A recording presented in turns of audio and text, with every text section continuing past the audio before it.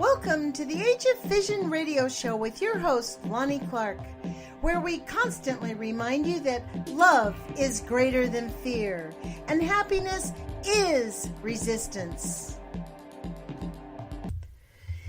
Good evening. This is your host, Lonnie Clark, with the Age of Fission radio show. I want to thank everybody who's joining us. Thank you for listening to my podcast on Spreaker, the Age of Fission radio show. Also listening to us on my YouTube channel, nutzfoart, nutzfoart. And yes, please go to my YouTube channel, click and subscribe and like the video because it matters, pushes me up. And I'm at 397 subscribers. It'd be fun to get past the 400 mark. So we're setting goals here, folks. 400 subscribers. I think that would be a really good thing. Imagine how many people, if 400 subscribers are actually listening about the real truth about the N-word, the new N-word, nuclear.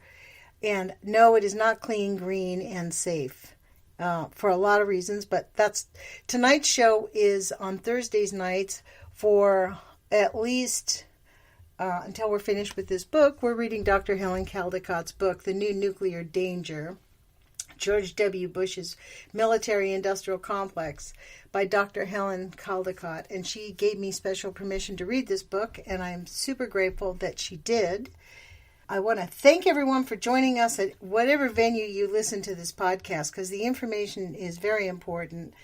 My podcast is also playing, when I say Thursday nights, it plays live on Live. It plays for the first time. Let's put it that way. I pre-record it because I don't want to go live just in case I cuss. I'm not supposed to cuss because it's an FCC regulated station. It is on KEPWLP 97.3 FM in Eugene, Springfield, Oregon. And it is a community-sponsored and community-focused nonprofit 5013C organization. KEPW is, K like radio station, EPW is Eugene Peaceworks. And that was the nonprofit organization who is kind of the underlying organization for KEPW. That's to give you some background on kepw.org.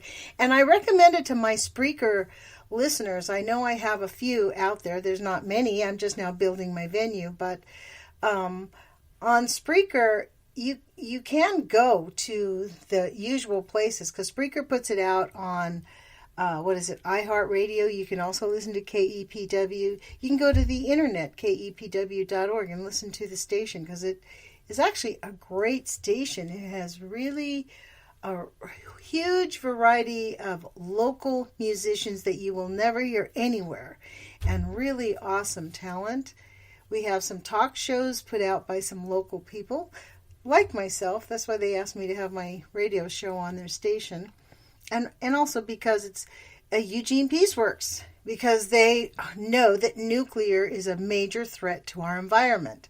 And we keep producing it, and we keep neglecting it, and we keep saying, oh yeah, everything's fine, we're doing fine, we're pouring concrete on it, it's perfectly fine. Concrete is fine to pour on nuclear contamination.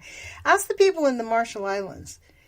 I'm actually going to see Thaston Ricklin. I interviewed him on my radio show, The Age of Fission, when it aired on UCWide.TV. And you can see the podcast. You can just go to YouTube and you type in Lonnie Clark, Thaston Ricklin, Riklon, and you'll see a couple of interviews we've done. Thaston's interviewed with me. He is from the Marshall Islands. And the dome that they made in the Marshall Islands, where they said they're going to store the nuclear waste for hundreds of thousands of years, it's going to be perfectly safe, is now crumbling and dissolving.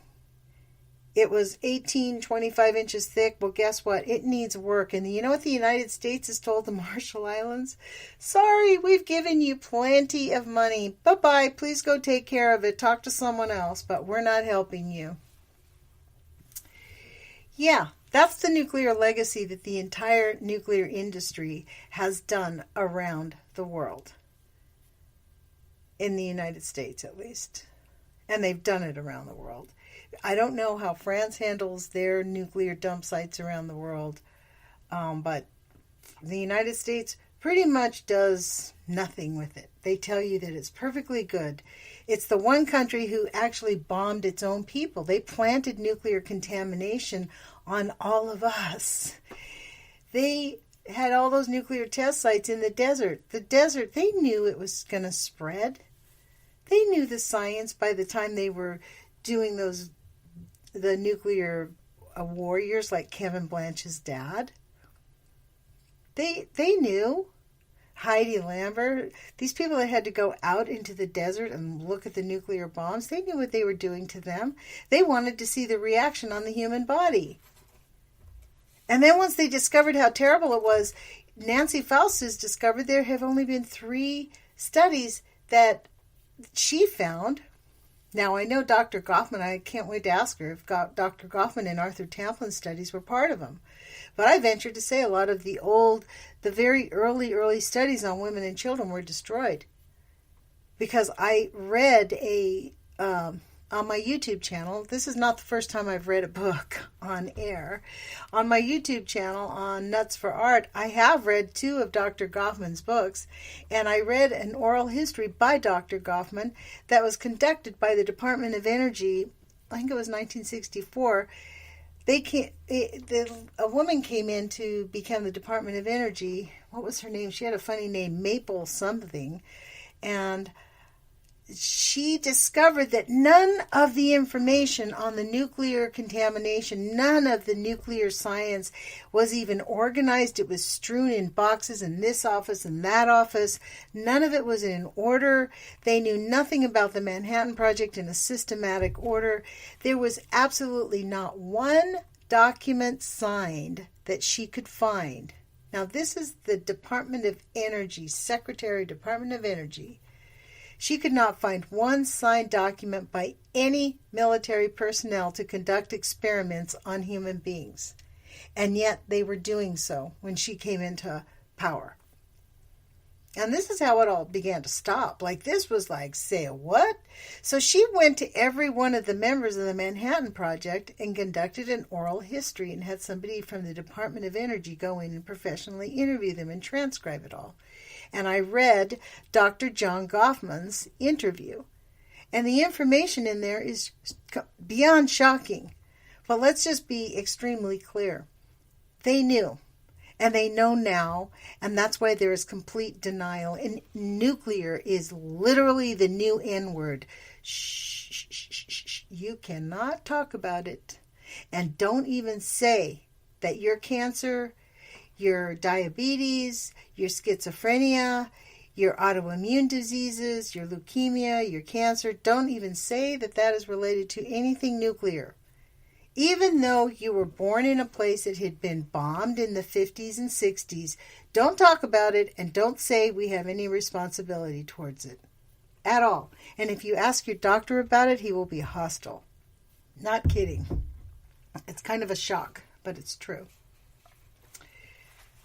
That is, in fact, folks, why I'm here and why I asked Heidi Lambert to be my co-host. I want to tell you about a show, though, this coming Saturday morning on KEPW 97.3 FM. It's KEPWLP 97.3 FM here in Eugene and Springfield. This next Saturday morning, I'll be interviewing Dave Parrish, and he has his own YouTube channel, Dave Parrish. And he has every single Friday, he puts out a 7 to 10 minute, sometimes 15-minute video. It's called Fuku Friday Fridays, or Fuku Friday. And it's kind of a pep talk, but it's also like information about what's going on and what we ought to be understanding about these things, and putting it into a perspective of life is still full of love, but we have a responsibility to engage. Our planet, as Helen Caldicott said, the patient is in the emergency room and dying. We need every single person. Carl Grossman got me activated. Carl Grossman wrote Weapons in Space. And it was one of the first books I read in my new podcast, The Age of Fission here. I read it also here on KEPW, and it was a very quick little book called Weapons in Space. He's written many other books. In fact, there's a free book he's written on the nuclear industry called What the Nuclear Industry Does Not Want You to Know. But that's not the total, that's the subtitle. It's called, oh my gosh, I'll have to look it up and plug it in a minute. But it is an awesome book because I remember the subtitle, What the Nuclear Industry Does Not Want You to Know. Because he explains to you, like, check your house. People do not know this, but do you know that your home insurance will not insure you in terms of a nuclear accident? If something happens near you and your house gets caught in a nuclear accident, your homeowner's insurance will not cover you. There's a bunch of stuff like that we don't even think about. It's why I do this show, because Carl Grossman was on Helen Caldicott's show. I think it was like in 2012, right after Fukushima, right after I found out that Fukushima was not taken care of. And he said, this is a big problem, and it's been going on a long time, and Fukushima has really just pushed us over the edge. I compare it to us being in Niagara Falls over the barrel. We have not hit the bottom yet. We are in free fall, and the only way out is through. Believe you me, I am a survivor and thriver of a very abusive childhood. And the only way you can make it through is to face it, love yourself, keep forgiving yourself, do the best you can be the best person you can be every day. Because guess what? Yeah, we're living in a pile of you-know-what. But guess what? There's two ways you can look at it. You can have a good attitude or a bad attitude. If you have a bad attitude, you're only going to affect the people around you, and life is not going to be fun. And if you have a good attitude and you make the best of it all, it's just a lot easier to live with. And guess what? Solutions come out of happiness. They don't come out of misery. It's important. And so this is why I wanted Dave Parrish on my radio show on Saturday morning. I'm interviewing him. I'd like to invite everyone to go to Dave's YouTube channel and subscribe to Dave Parrish, Parrish, and he has Fuku Fridays. I think that's all he does is Fuku Fridays, and they're 15-minute videos.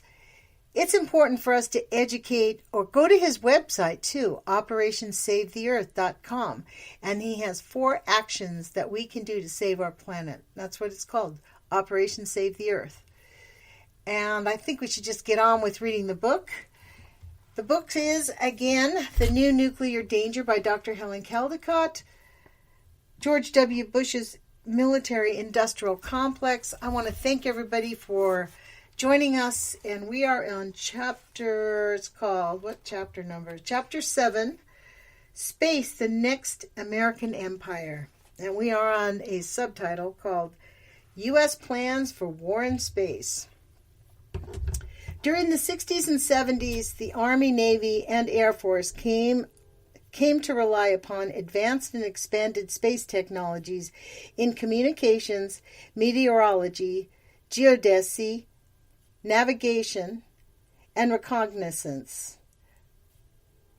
The military use of space supported strategic deterrence by providing treaty verification, arms control, and early warning systems of an impending nuclear attack.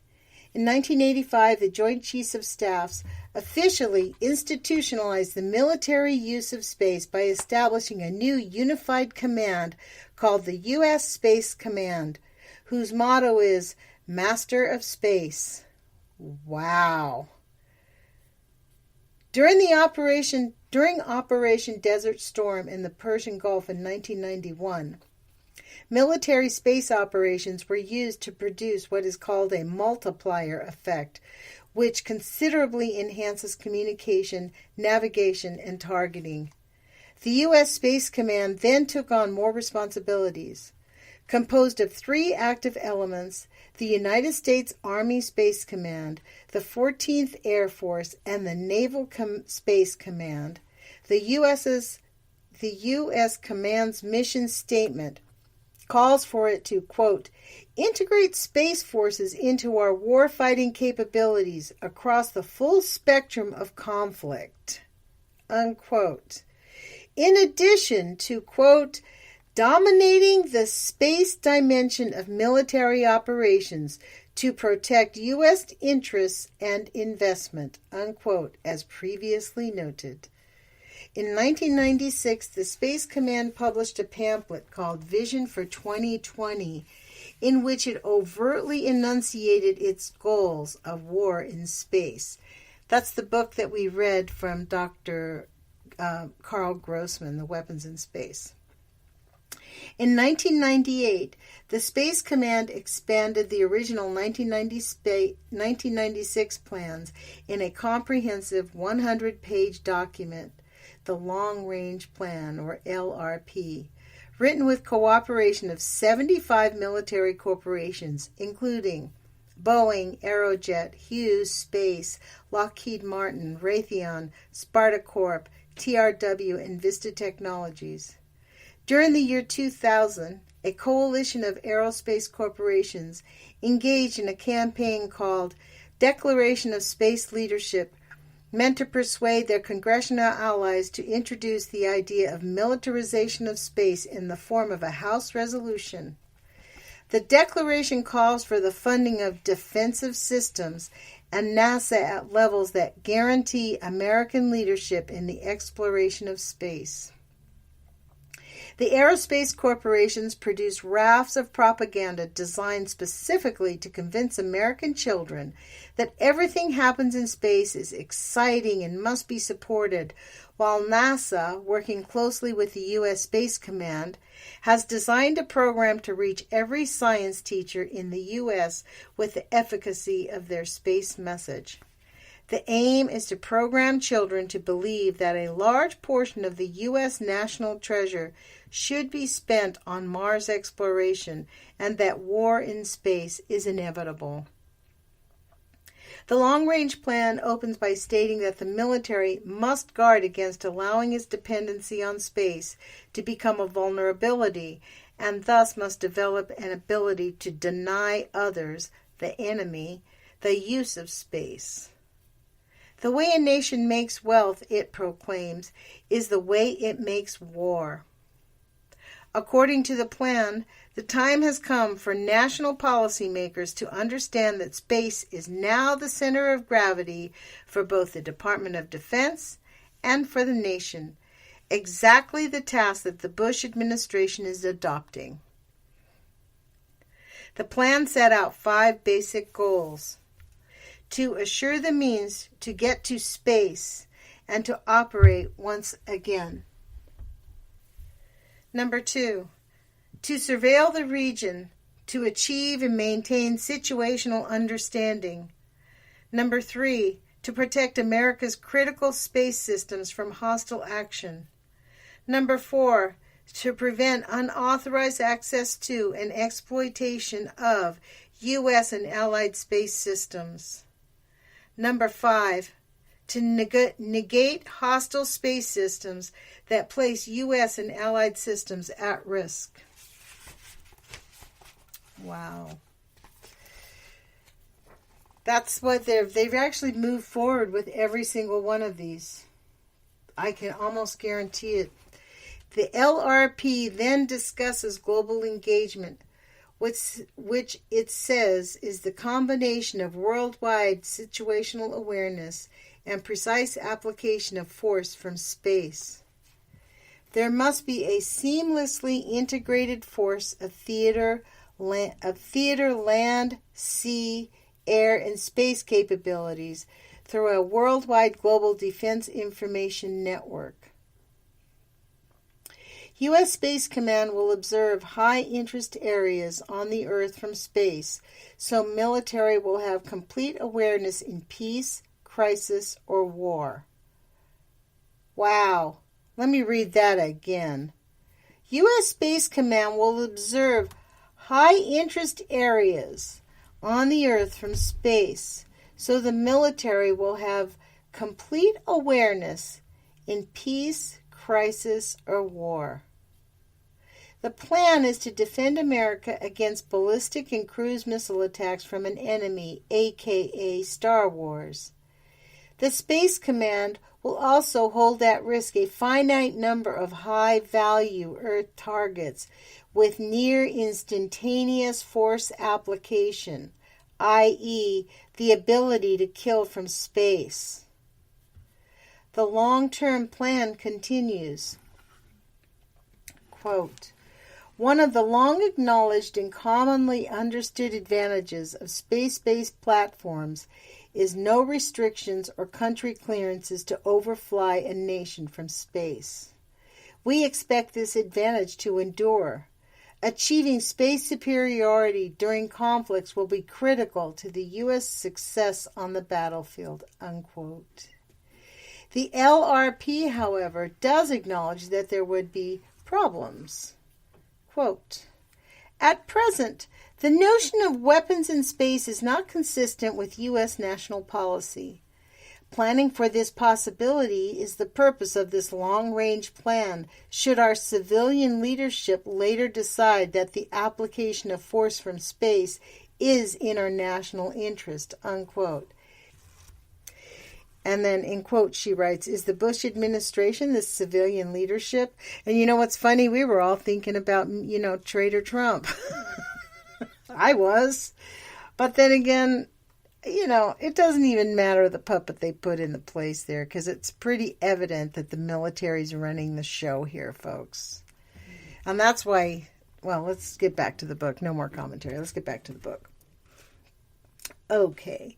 The long-range plan envisions an end state. Quote, by 2020, a robust and fully integrated suite of space and terrestrial capabilities will provide dominant battle space awareness, enabling on-demand targeting and engagement of all ballistic and cruise missiles, and if directed by the National Command Authority, the President, the ability to identify, track, and hold at risk designated high-value terrestrial targets.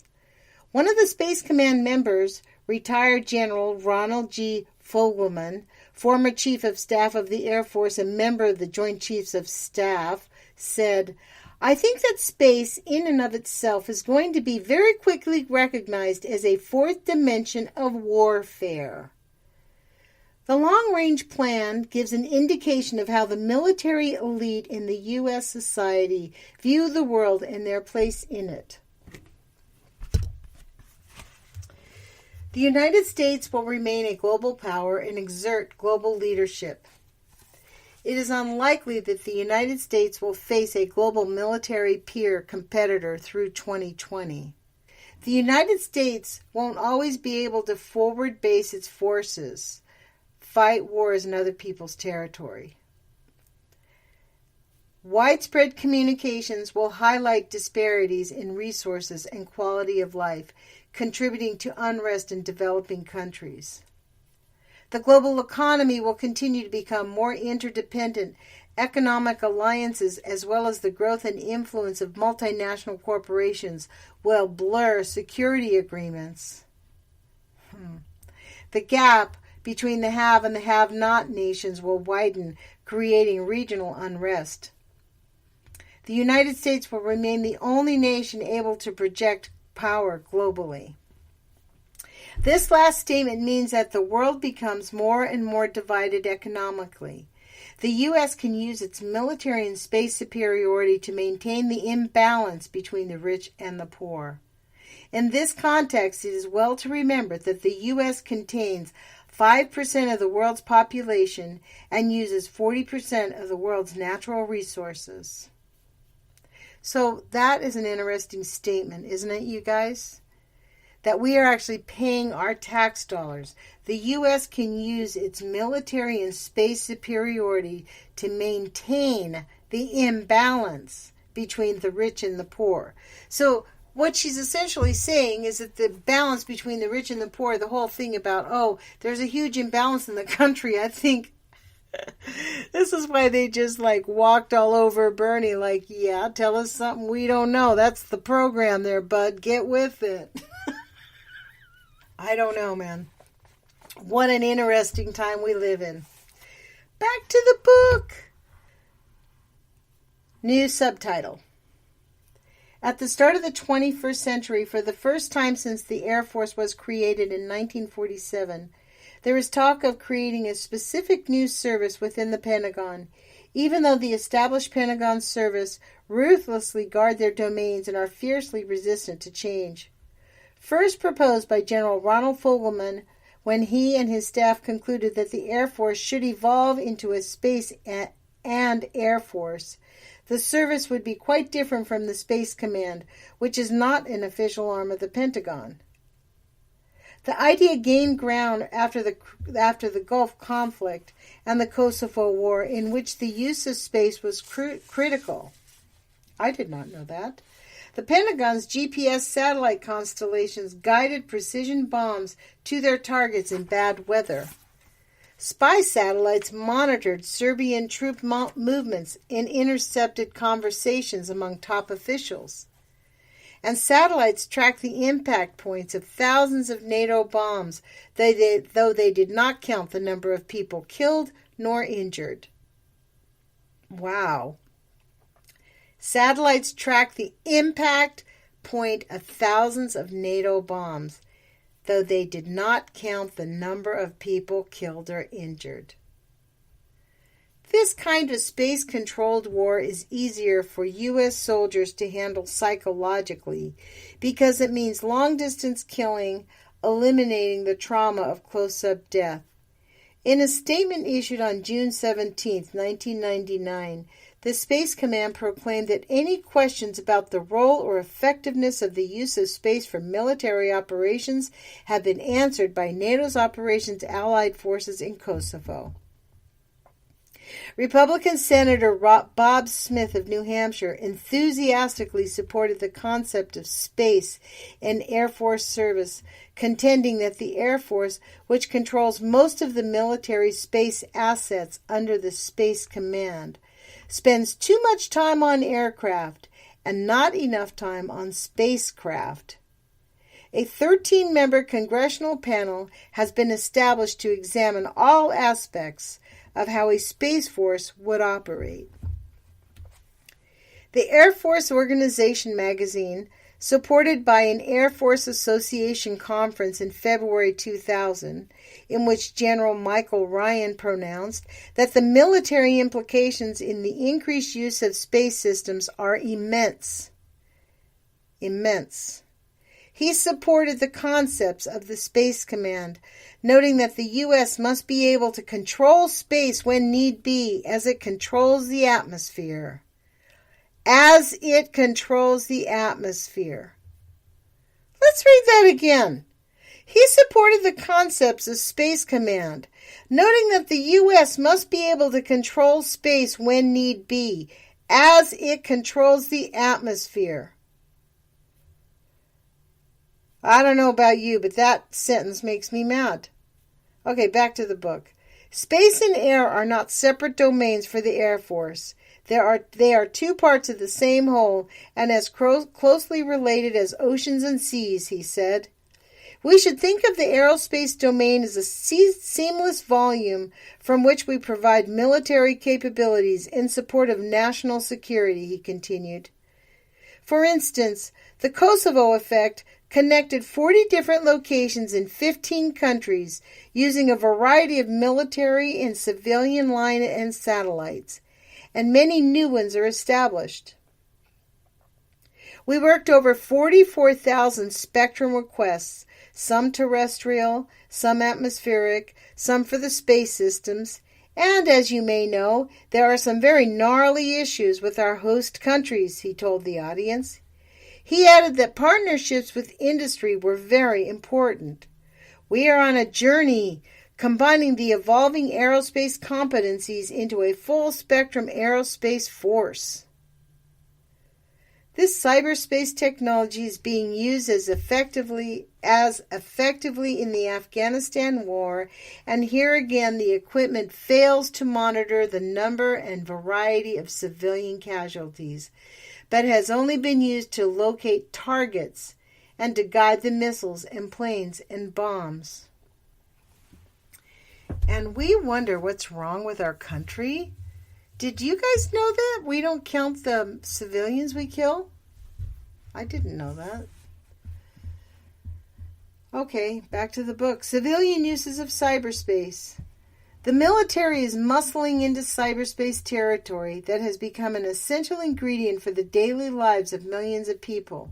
Cell phones, the internet, weather prediction, space control and monitoring, accurate locating mechanisms for ships and terrestrial events via the GPS satellite systems. International currency and stability are dependent upon space. Trillions of dollars are transferred with a flick of a finger through cyberspace. Business and international globalization could not function without space. What will happen then if America proceeds with its plans to militarize space? How will anti-satellite warfare, space-based killer lasers, or nuclear explosions in space affect our daily lives? Does any country have the right to invade space for its own nationalistic purposes? New subtitle. Merging of civilian and military activities. Without a distant separation between the military and civilian life, agendas become blurred, as we demonstrated recently by a project designed to use the space shuttle for a mission to map the Earth's topology. On January 31st, 2000, the space shuttle Endeavour took off from Cape Canaveral in a secret military mission, an 11-day journey to obtain high-resolution, three-dimensional maps for 80% of the Earth's surface. The Pentagon gave NASA $200 million for the shuttle flight, and most of these high-resolution maps will be classified under military control. But the American people were not told that this was a military expedition. Instead, it was simply billed as a NASA Earth topology mapping mission in the Pentagon-funded Global 3D Mapping Mission. While the maps may indeed provide better global mapping, they will also increase the ability of the Pentagon to identify and hit targets virtually anywhere on the planet using space technology. These pictures are designed to provide the military not only with the location, but the precise height of every tree, hill, and mountaintop, the depth of every ditch, valley, and canyon in the mapped area. As John Pike, former space policy chief at the Federation of American Scientists in Washington, said, "Smart weapons need smart maps, and right now the military does not have smart maps." Thus, under the guise of NASA exploration, the Pentagon has developed new technology that will enhance its ability to kill people or destroy property with extraordinary precision. This detailed mapping by NASA has been enhanced by an experimental satellite launched in September 2000 from Kirtland Air Force Base in New Mexico. The satellite carries a hyperspectral imaging instrument that uses hundreds of very low wavelength bands to see reflective energy from objects on the ground. Military questions such as, is this field too muddy for a tank assault? Are breaking waves too high for an amphibious landing? What is the natural foliage? Am I looking at a distant parking lot or a grassy playground? Is this an armored personnel carrier or a school bus? Now may be satisfactorily answered. Thus, although it was initially established in 1958 for peaceful space exploration, NASA is becoming progressively militarized. In another example of militarization of the civilian sector, the Air Force decided to expand its space lift partnership between commercial industry and the federal government. Because space launches are almost prohibitively expensive, a White House interagency working group initiated a report titled Future Management and Use of U.S. Space Launch Bases and Ranges to explore the cooperation of the Department of Defense and the civilian sector in space. Encouraging this partnership, Dr. Neil Lane, assistant to President Clinton for Science and Technology, said that the U.S. commercial launch rates have more than tripled since the early 1990s and now make up about 40% of the launch manifest at Vandenberg Air Force Base, California, and Cape Canaveral Air Force Station in Florida. That's Cape Canaveral Air Force Station. I always want to put space, but it's not space. It's Air Force Station. Preceding space, the Air Force is putting mechanisms in place. Proceeding apace. The Air Force is putting mechanisms in place to benefit both the government and private sector in order to maximize the effectiveness of everyone's investment. So once again, the lines are being blurred. Well, I decided to end there. That is on page 125, and it's a new subtitle called Recent Developments. And we'll pick this up next Thursday on KEPW 97.3 FM LP here in Eugene, Oregon, and Springfield. It will also be podcast up on my Spreaker. I am going to post in on the next half of this show is going to be Dave Parrish's Fuku Friday that was from this last Friday. As I said earlier in the show, I hope you enjoyed Dave's interview with us on Saturday morning, KEPW 97.3 FMLP here in Eugene, Oregon at 7:30 in the morning on Saturday. Dave Parrish will interview with us. This interview will also, again, post up on my Age of Fission radio show, on my Spreaker podcast, and on my YouTube channel, Nuts for Art, NUTZFORART.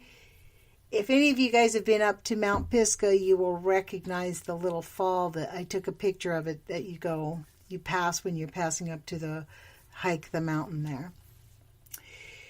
Thank you for joining us. I hope you enjoy this interview, and this will be me signing off. Remember, happiness is resistance, and love is greater than fear. Put your courage feet on. Thanks for joining us. 8 minutes is all it's going to take me to get you caught up on something you probably didn't know about the Fukushima nuclear disaster. It's not too hard to do considering how little you hear about it in the mainstream news, but it's still important nonetheless. Hey y'all, it's Dave here from Operation Save the Earth, and this is the Fuku Friday Happy Hour Hangout for November 16th, 2018. Veterans Day came and went here in the U.S. recently. It's a gloss on what was once known as Armistice Day or Remembrance Day, which was established after the end of World War I in 1918. It's supposed to be a time of reflection on the damage that war leaves in its wake in the years after.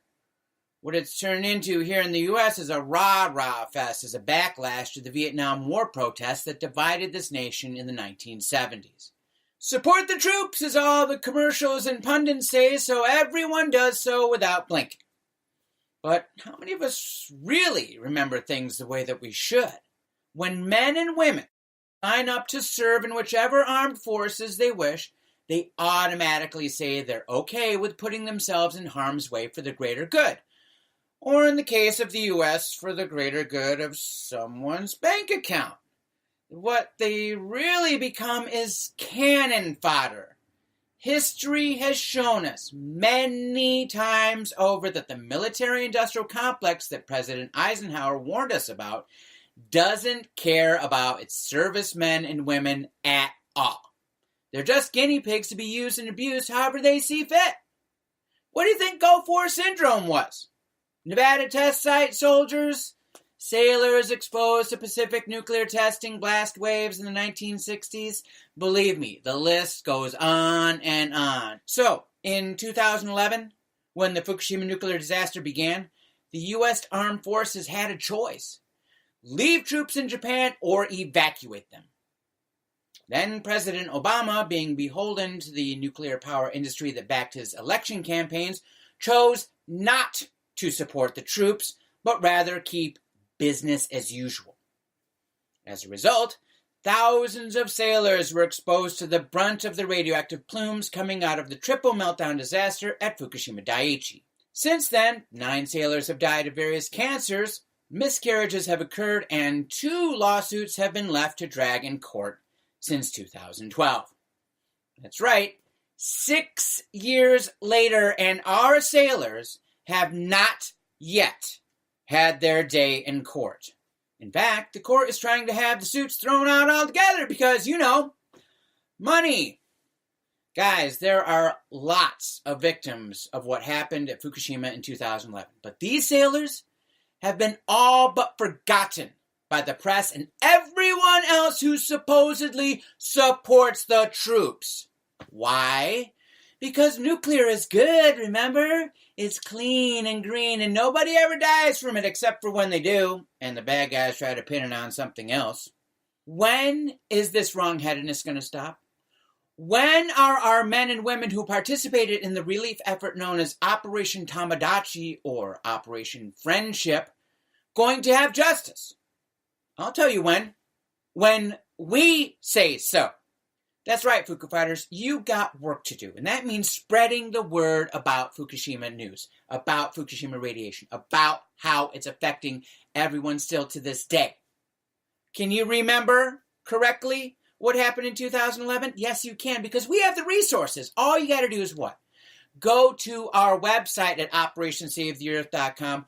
Find out for yourself. Believe me, everything you need is right there. Okay? And then when you're ready to learn more, get in on the weekly newsletter that we have coming out every single Monday. Just send me an email at info@OperationSaveTheEarth.com, and I'll set you up on that mailing list, no problem. Also, don't forget to follow us on Twitter. That's at OSTE 8 minutes, all spelled out, where all the latest Fukushima news of the week will be right there for you to check out. Okay?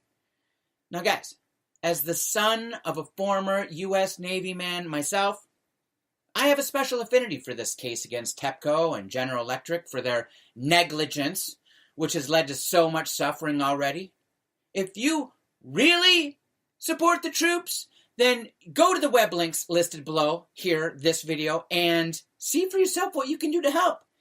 Even if it's just spreading the word, believe me, it will go a long way toward aiding their suffering. I do not want to have to make this appeal again next year. So let's get on it, Fuku Fighters. Let's show them what support the troops really looks like. So until next time, this is Dave saying peace and good fortune to everyone. Take care till then. The Age of Fission radio show brings you book readings, pertinent articles, interviews with both activists and victims of nuclear and environmental contamination. We strive to deliver only the facts from reliable sources. We want to remind you that love is greater than fear, and happiness is resistance. Our dedication to love and happiness paves the road for innovation and healing. As we face our harsh reality, let us hold each other up and rejoice in our humanity. If you want to comment, please send your thoughts to ageoffission@gmail.com. That's AGEOFFISSION @gmail.com. To your host, Lonnie Clark.